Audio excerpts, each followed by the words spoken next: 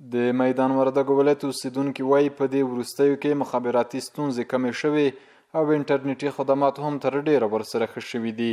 دوی له مسؤلینو غواړي ترڅو په لرې پرتو ولسوالیو کې د انټرنیټي خدمات او مخابراتي ستونزو د مخنیوي په موخه سایټونه فعال کړي.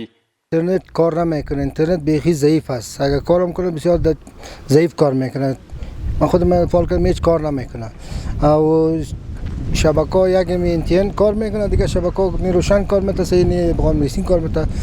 بیخی دیگه حساب اینترنت میره جور کنن، مشکلات مردم رفعش خوب میشه. مسئولین هم دا غوښتنه از په قطع اینترنت ترجوی که په حال سی او شبکه نوریم په حال سی یا اربا صحیح کار کی نور سم کار نه کوي. من غواړو چې دلته د سلام پای او د انصالات پای ته او غونبسین پای ته پای باید برحال شي او دلته خو د چل لري چې یو ځکه پایسته او زیات اکثر جن کې جن است چې کلو کې کار نه ورکي.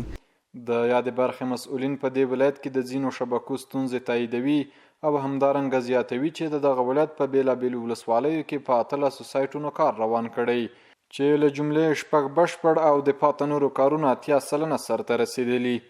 زموږ انټرنیټي خدمات چې کوم دي هغه تقریبا په مرکز ولایت کې ولایت مرکز کې تقریبا ټول مکمل ټول سایټونه 4G دي او په نورو پرتو ولسوالیو کې بعضې ولسوالۍ داسې دي چې هغلته زموږ انټرنیټي خدمات 4G او 3G ده او بعضې پاتې هغه چې دي ولسوالۍ هغه ته به انشاءالله زر ته زره په هغو باندې هم کار روان دی، هغه به هم 3G او 4G شي.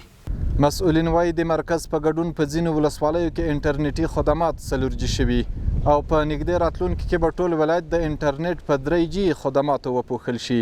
فهیم الله افغان، ملي راډیو ټلویزیون، میدان وردګ.